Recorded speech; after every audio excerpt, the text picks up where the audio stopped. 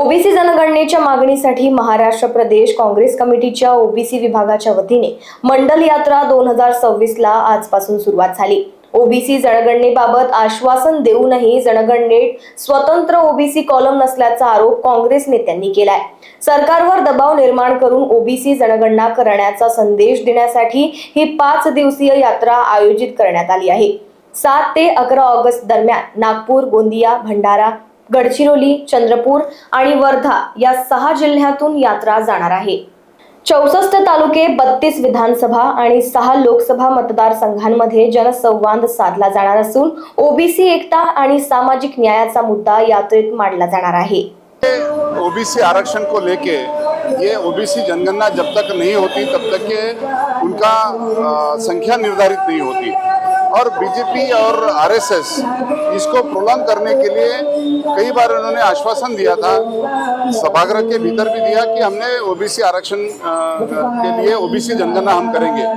मगर पहला जो फेज जो हुआ हाउस काउंटिंग का, उसमें भी ओबीसी का जिक्र नहीं है।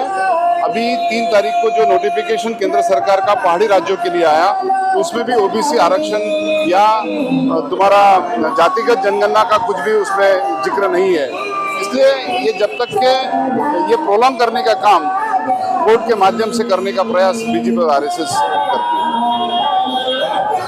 आज हमारे महाराष्ट्र प्रदेश कांग्रेस कमेटी के ओबीसी विभाग के अध्यक्ष यशपाल जी भिंगे इनके नेतृत्व में और हमारे माजी मंत्री जिले हमारे नेता सुनील केदार जी के मार्गदर्शन में आज हरी झंडी देकर इस यात्रा का शुभारंभ होने जा रहा है। महात्मा गांधी जी को साक्ष्य रखते हुए और संविधान चौक में डॉक्टर बाबा साहब अम्बेडकर का आशीर्वाद लेकर संविधान को बचाने के लिए यात्रा निकली है। जो अधिकार ओबीसी के है उसका इस्तेमाल बीजेपी ने केवल और केवल वोट के माध्यम से किया।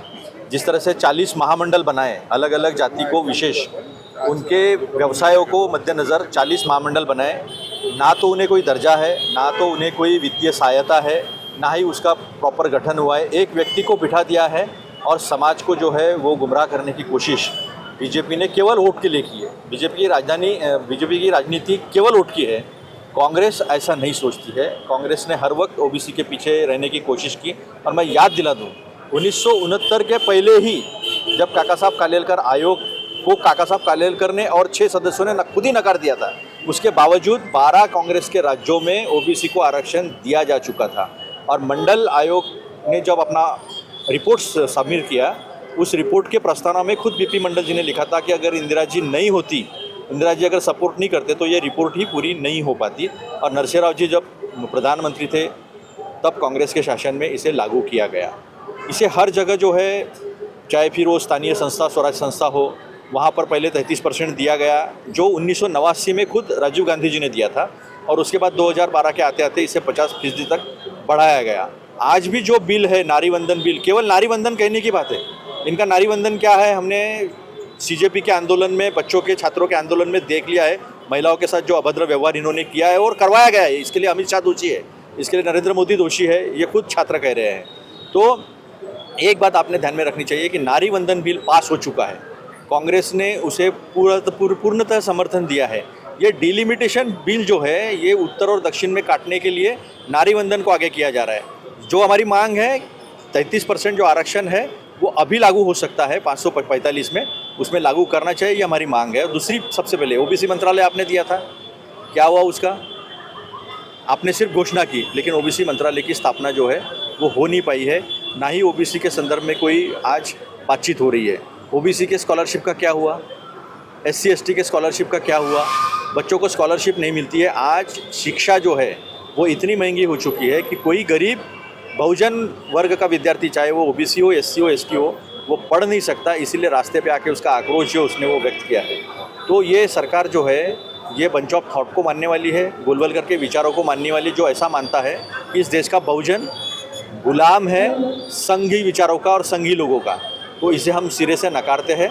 और ये ओबीसी के पूरे अधिकारों को पुनर्स्थापित करने के लिए हर ओबीसी बनेगा कांग्रेसी यानी बनेगा संविधानवादी, यानी बनेगा मानवतावादी। इस विचार को लेकर आज यहाँ से आंदोलन शुरू हो रहा है। कहीं ना कहीं मंडल यात्रा की शुरुआत हो रही है ओबीसी के मंडल यात्रा की शुरुआत इसलिए हो रही है कि आपने देखा होगा संसद के समय पे जब राहुल गांधी जी ने ओबीसी की जनगणना इसी संसद में हम आपसे करा कर लेंगे और उसके बाद में पंतप्रधान ने आश्वासन दिया था कि हम ओबीसी की जनगणना करेंगे, लेकिन आज दूसरे टप्पे में जनगणना चली गई, उसके बाद भी ओबीसी की कॉलम नहीं है, इसलिए ये मंडल यात्रा निकाली गई है। ये 5 दिवसीय यात्रा है और ये संघ की सरकार है जो बहुजनों की सरकार नहीं है। ये सिद्ध हो रहा है कि इनकी कथनी और करनी में फर्क है। इसीलिए सरकार को झुकाने के लिए, सरकार को बताने के लिए कि ओबीसी की जनगणना तुमको करना ही पड़ेगा, उसके बिना ये जनगणना पूरी होगी नहीं, यही संदेश देने के लिए यात्रा का आयोजन किया गया है। लोकवाहिनी मीडियासाठी सचिन झोडापे यांची रिपोर्ट, नागपूर।